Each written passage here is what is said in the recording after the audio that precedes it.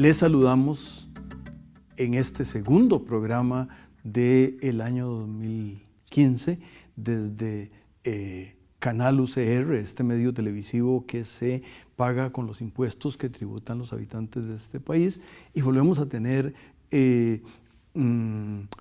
aquí con nosotros y el privilegio de tener al gerente general de la Bolsa Nacional de Valores y ex ministro, ex profesor, ex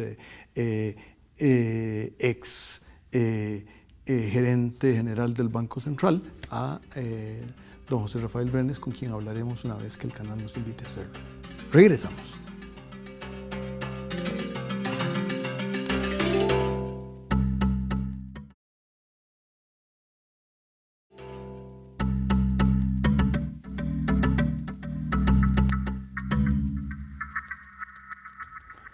Continuamos, amigas y amigos, conversando con don José Rafael aunque él nos ha acompañado con temas tan importantes como un poco la educación técnica y un poco todas las tareas que nuestro sistema educativo, ese cada vez más rico ámbito del gasto público, que tiene una tarea tan importante como naturalmente la tiene, pero ese no es el tema de hoy. El tema de hoy es un poco mirar desde el inicio del año cómo se miran las perspectivas y si le parece, don José Rafael, tal vez empecemos por el ámbito de crecimiento, empleo, y tal vez como para dar una línea foránea, los países que dependen de manera importante de la exportación de hidrocarburos, dígase Rusia, dígase México, dígase Venezuela, están teniendo, tuvieron un 2014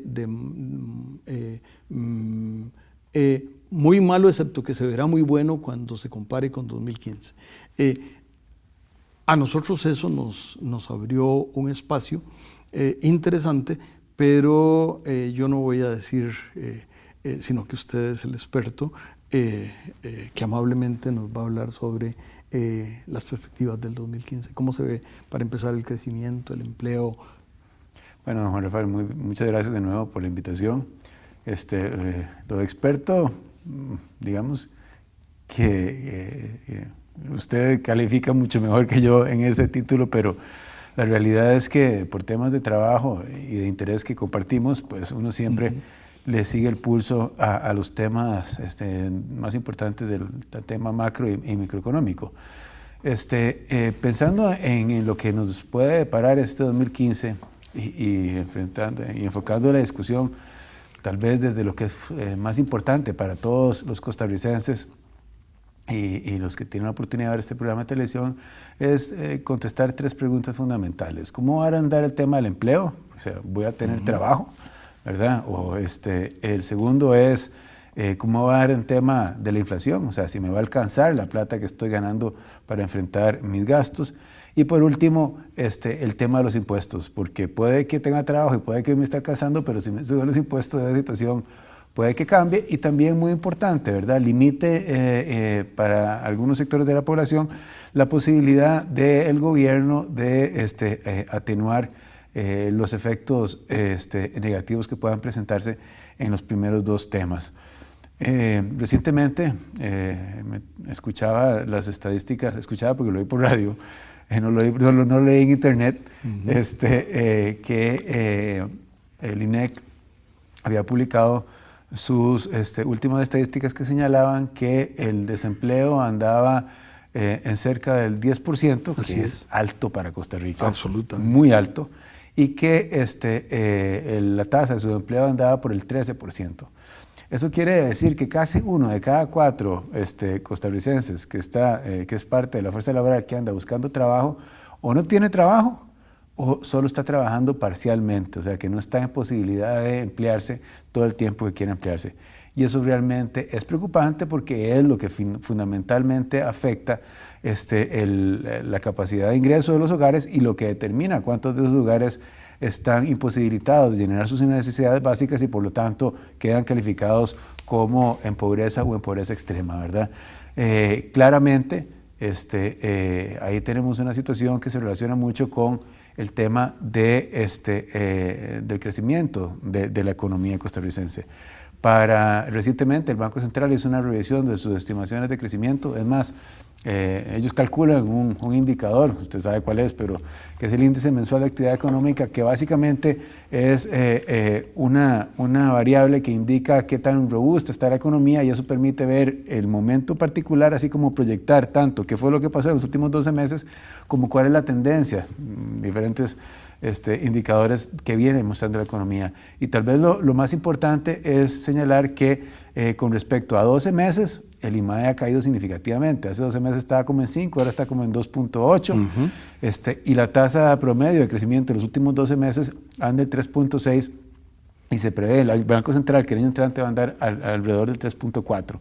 ¿Qué es bueno o malo? Cuando nosotros consideramos que la economía costarricense podría estar creciendo al 4.8%, o sea, casi 5% del producto, claramente lo que los economistas llamamos la brecha, ¿verdad?, entre el crecimiento potencial es alta. Suena de 2 puntos, pero 2 puntos de 5 es como un 40%. O sea, es como si tuviéramos la tienda vacía o casi a la mitad a la hora de querer vender, ¿verdad? Entonces, ¿qué pasa? Por eso es que no tenemos la capacidad de generar tantos trabajos como los que la fuerza laboral está dispuesta a ofrecer. Hay un tema ahí fundamental y es un tema preocupante. Preocupante porque el tema del empleo no es fácil de resolver, ¿verdad? Se ve afectado por una cantidad de variables tanto externas como internas. En la parte externa tal vez tenemos la ventaja de que la economía norteamericana va a crecer, parece que bastante bien el año entrante. Entonces todo nuestro sector exportador, que sigue estando orientado a atender las necesidades en buena medida de ese mercado, va a tener un dinamismo positivo, ¿verdad? Eso está bien. Pero de nuevo, este es un segmento de la fuerza laboral a donde no tiene participación una cantidad importante de la gente que está desempleada. Entonces, no se van a ver beneficiados de ese crecimiento. Entonces, hay un tema ahí que resolver. Y para el resto de los segmentos de la fuerza laboral, sí es muy importante las políticas que desde el gobierno, del Estado, se elaboren. Y por la reacción que se ha tenido a los planteamientos que hizo la administración del presidente Solís, pareciera que ahí todavía la situación no es muy feliz, por cuanto a la meta que se propuso el gobierno crear de trabajos es la que se crea solo. O sea que básicamente el efecto neto de la acción pública va a ser cero. O sea, si no hiciéramos nada se crean 280,000 trabajos y la meta es crear 280,000 trabajos. O sea, sí. Entonces ahí claramente hay un problema y creo que hay tarea por hacer, ¿verdad? ¿Qué se puede hacer? Lo fundamental, y esto es un enfoque tal vez que en este momento no es muy feliz, pero es dejar que la ciudadanía haga. Yo no hablo de los empresarios, no hablo del sector privado porque suena medio peyorativo a veces. El reto fundamental es permitir que la ciudadanía, que todos los costarricenses participemos del crecimiento de la actividad productiva. Y nos vemos limitados muchas veces eso precisamente por la acción del Estado. Entonces, yo creo que esta es la cuarta administración que se habla ya hay un nuevo término, otro día me lo decían, tramitomanía, ya no es tramitomanía, ya no es tramitología, no, tramitología es enfrentarse a los trámites, tramitomanía es la manía de hacerlos. Bueno, nosotros tenemos tramitomanía. Y se ha dicho, se han publicado decretos, nosotros tenemos una amiga en común que fue ministra de Economía que hizo un esfuerzo por minimizar el gobierno, ¿verdad? Logró algo y despuesito se reversó. Y es que hay una capacidad inercial de generar trámites aquí terrible que impide que el ciudadano sea parte del proceso productivo. Es un tema fundamental que realmente no cuesta un 5 en impuestos, ¿verdad? Demanda un compromiso político importante y es uno de los principales factores que debería atender ese tema de empleo que para este año 2015 se plantea difícil, ¿verdad? Claro, y tal vez hay una nota pequeña de pie de página que es algunas de las lecturas de las autoridades del sector, y es cierta en este periodo, pero no es exclusiva de este periodo, la idea con el concepto de trabajos de calidad, que suena muy bonito y usted y yo tenemos y hemos tenido siempre trabajos de calidad, de manera que no sabemos cómo es otra cosa. Y toda la gente de la Universidad de Costa Rica tiene trabajos de calidad. En eso no hay ninguna duda y está muy bien y qué bueno. El tema es que buena parte de los que no consiguen trabajo, sus calificaciones no corresponden. Entonces, el hacer esfuerzos por volver formal a los informales es una manera de garantizar que se queden desempleados y las autoridades no lo entienden. Yo entiendo por qué no lo entienden, porque es muy bonito todas las virtudes del trabajo formal, pero ahí hay un problema también de reingeniería de las autoridades y repito, no únicamente las actuales, sino más o menos todas. Vea usted, exacto, o sea, qué dicha que tocó ese punto y le voy a dedicar 10 segundos más. Nosotros tenemos la oportunidad de trabajar con empresas que están en un proceso de crecimiento, ¿verdad? Empresas que se han venido desarrollando y que quieren accesar recursos del público. Eso demanda mejorar sus estándares de formalidad, ¿verdad? El costo de hacer eso muchas veces por temas de impuestos, por temas de cumplimiento de obligaciones regulatorias, se convierte en un obstáculo que muchas veces hace que el empresario escoja no crecer y dejar de crear trabajo y quedarse como está antes que seguir creciendo.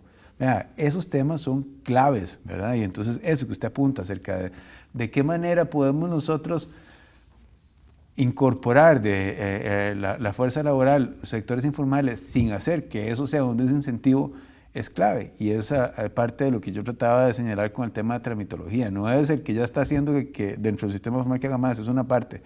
Y paradójicamente, se dio al inicio de este gobierno un ejemplo a donde una empresa de una señora muy conocida iba a cerrar sus tiendas, porque esa señora es así, ¿verdad? Dice, a mí me mande con varas, yo cierro las tiendas.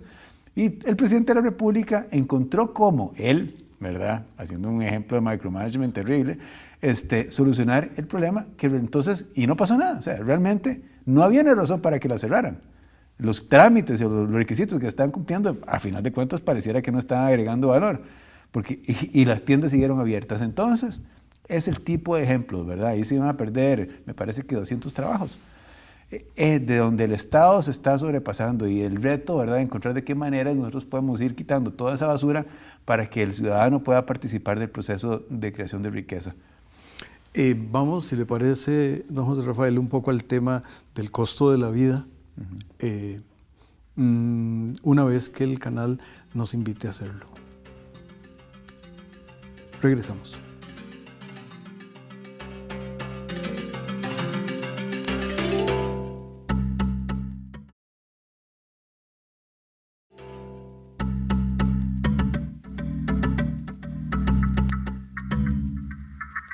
Continuamos, amigas y amigos, mirando desde el pico de enero, el resto de 2015 y cómo el barco de la economía de Costa Rica navegará en esas aguas que lucen turbulentas, por lo menos en parte. Sí, estábamos tratando de ver el tema de los precios. Nosotros estamos todavía en un periodo, yo creo que histórico, ¿verdad?, donde hemos tenido inflaciones desde alrededor del 5% por ya varios años, lo cual realmente es muy positivo. O sea, el tema de que, ¿por qué la inflación es nociva? Porque es un impuesto que pagamos todos y que pagan principalmente aquellos que no tienen la posibilidad de defenderse en la inflación. ¿Quiénes son? Los que no están asalariados y tienen un ajuste, aunque sea 6 meses después, que compense parcialmente el incremento en los precios. Toda la gente que trabaja en el sector informal, que hablábamos, ¿verdad? Los empleados por cuenta propia, los micros y pequeños empresarios, les suben los costos y ellos no tienen nadie que se los reponga, ¿verdad? Entonces el tema de la inflación siempre es algo que le tenemos que poner mucha atención. Como decíamos, el Banco Central ha venido haciendo un esfuerzo por hacer claro su compromiso con la inflación como objetivo fundamental y de alguna forma, tal vez hasta recientemente, había hecho eso manifiesto al abandonar su otro objetivo, que era el de estabilidad cambiaria, ¿verdad? Y había permitido alguna volatilidad en el tipo de cambio como para tratar de reforzar el hecho de que ese no era su preocupación, que su preocupación era la inflación y que ahí estaban cumpliendo y que el tanto estaba bien, ¿verdad?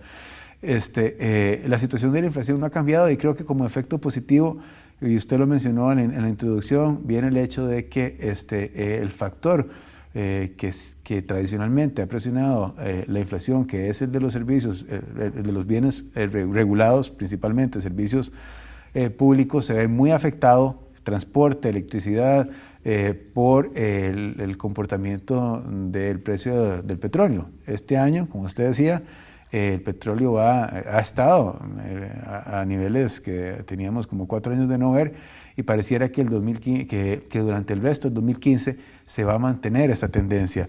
Y eso es positivo porque entonces los incrementos automáticos en la gasolina, en el diésel, en la electricidad, no van a estar ahí.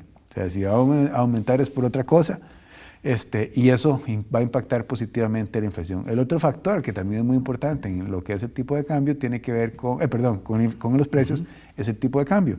El año pasado vimos cómo al ajustarse el tipo de cambio de cerca de un 10%, aunque hacia final de año eso se volvió un poquito, una parte importante de ese incremento se trasladó a precios, de ese cambio en el tipo de cambio se trasladó a precios. ¿Por qué? Porque nosotros somos un país que importa gran cantidad de los bienes finales que consume, entonces eso se traslada, por supuesto, a el costo de nuestra canasta básica.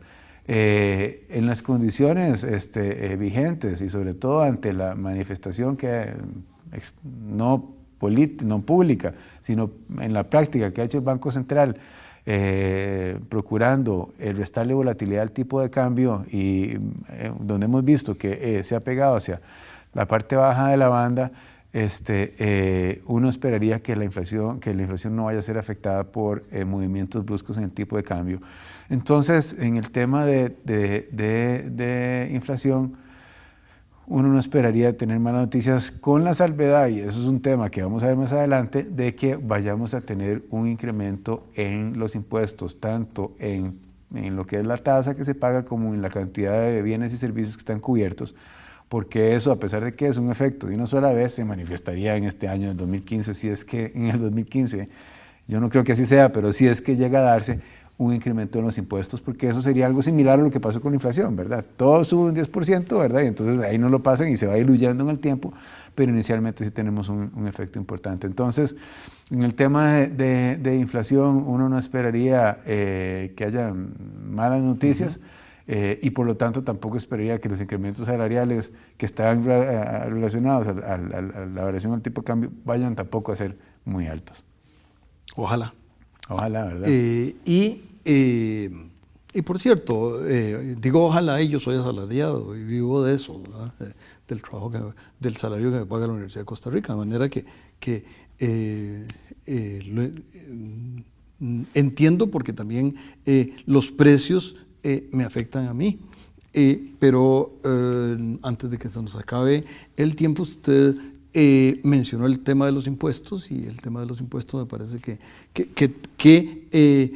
no fue que se le ocurrió como por una estrella que voló de una galaxia lejana, sino porque hay razones importantes. Sí, claro. Usted fue por una semana ministro de Hacienda. Una semana, usted me señala como viceministro, fue más tiempo. Sí, sí, fue como 2 años.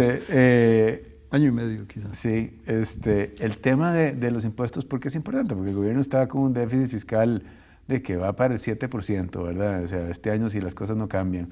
De hecho, los recortes del año pasado, de toda la discusión de la aprobación del presupuesto del año pasado en torno a los recortes en el presupuesto, eran al final cosméticos. Yo creo que ahí me impresionó, creo, el desconocimiento de las autoridades públicas acerca del verdadero impacto de los recortes, porque dijeron que paralizaba instituciones cuando nada que ver, ¿verdad? O sea, y bueno, esas páginas ya pasadas, pero claramente estamos teniendo un déficit fiscal que sí va a tener un efecto sobre tasas de interés, a pesar de los esfuerzos que el gobierno está haciendo para recoger primero las plata del sector público y para financiarse fuera de Costa Rica, va a tener un efecto en tasas de interés. y limita significativamente, como hablábamos, la capacidad del gobierno de desarrollar sus programas sociales a los cuales esta administración le quiere dar prioridad. Entonces, claramente se va a requerir impuestos para lograr un equilibrio macroeconómico. ¿Y por qué es importante esta cosa del equilibrio macroeconómico? Porque esa amenaza de que el gobierno está en incapacidad de, ya sea en el peor de los casos, atender sus obligaciones, sean intereses, salarios o pagos a proveedores, así como la incertidumbre acerca de eventualmente alguien va a tener que pagar esto, ¿verdad? Entonces la gente no sabe cuáles son las reglas bajo las cuales está operando, hacen que la gente postergue sus decisiones de inversión y, como decíamos, eso tiene un efecto directo sobre el empleo y eso es terrible, ¿verdad? En un entorno, como ya hablábamos, donde el desempleo combinado, ¿verdad?, anda entre el abierto y el subempleo en el 23%. Entonces, el tema de los impuestos va a ser que además va a impactar la capacidad de consumo, porque recordemos, ¿verdad? Lo que el gobierno se deja, se lo quita, nos lo quita a todos nosotros. No es que sale de la nada, ¿verdad? ¿Y por qué también la gente dice, bueno, pero el gobierno va y lo gasta? Es que, el gobierno no es bueno gastando la plata. Y un ejemplo clarísimo, en la administración de Oscar Arias, y nada en contra de don Oscar, la Caja Costarricense del Seguro Social incrementó significativamente el número de plazas que tenía. Y uno diría, bueno, qué bien, salud, enhorabuena. Desafortunadamente, todos los indicadores de desempeño relevantes para nosotros como asegurados, filas horas de atención, listas de espera, disponibilidad de especialistas, lejos de caer, aumentaron. Entonces tuvimos un incremento significativo en el gasto que no creó valor. Entonces, ¿qué pasa? Bueno, ese colón que antes hubiera gastado en el sector privado, creando una empresa, aumentando el inventario de una compañía o abriendo una pulpería, se lo quitaron al resto de la ciudadanía para que la caja lo gastara, independientemente de la persona que se le están pagando, en hacer algo que no creaba valor. Y eso es gravísimo, ¿verdad? Y es un tema que nos preocupa porque se están, en medio de esta discusión de más impuestos, hablando de aumentar gasto, precisamente no en inversión, no en hacer carreteras, no en hacer escuelas, sino en ser más flexibles con el tema de las pensiones, variar la forma en que se calculan los aumentos salariales, dejando de lado tal vez un tema que me parece que el gobierno ha venido haciendo bien, que es la revisión de las convenciones colectivas. Pero ahí hay un tema, ¿verdad? Entonces, vamos a tener más impuestos, el tema es cuándo, ¿verdad? No sé si va a ser este año, pero en el momento en que haya más impuestos, nosotros vamos a tener menos ingresos disponibles y ese gasto va para el sector público. Y de alguna manera, algo que no queda claro, para alguna gente es, ¿y por qué más impuestos? Y de alguna manera el déficit de 6, 5, 4 ya es casi tenemos una década de déficit arriba del 3%. Y la pregunta es precisamente por eso, porque una familia no puede endeudarse eternamente, no puede, si sus ingresos le llegan hasta el 21 o el 18 del mes y el resto lo vive de prestado, algún día va a tener, y ese día yo creo que para el Estado está por llegar, en que ajustar porque el ingreso debe alcanzar para llegar al 21 y encima todo este endeudamiento que se hizo significa que hay que pagar las deudas.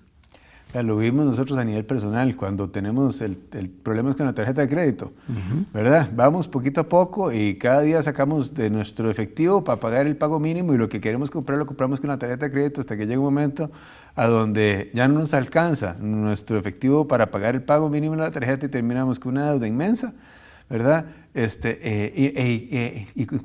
Incapaces de llenar nuestras necesidades básicas. Ese es el temor, ¿verdad?, que tiene la gente cuando ve que el gobierno se está endeudando. Sí, y alguna gente no lo entiende, es decir, poner más impuestos, además de los aspectos duros que usted con toda claridad mencionó, está un poco el tema de que requiere algún tipo de consenso. Y si la gente no entiende para qué, sí, claro, es muy difícil. Sí, más en esta situación política tan complicada que tenemos, ¿verdad? Porque ese es otro tema que no tiene que ver con la parte económica, pero que claramente va a afectar la capacidad del gobierno de reaccionar en los temas macroeconómicos. ¿Hay alguna noticia buena?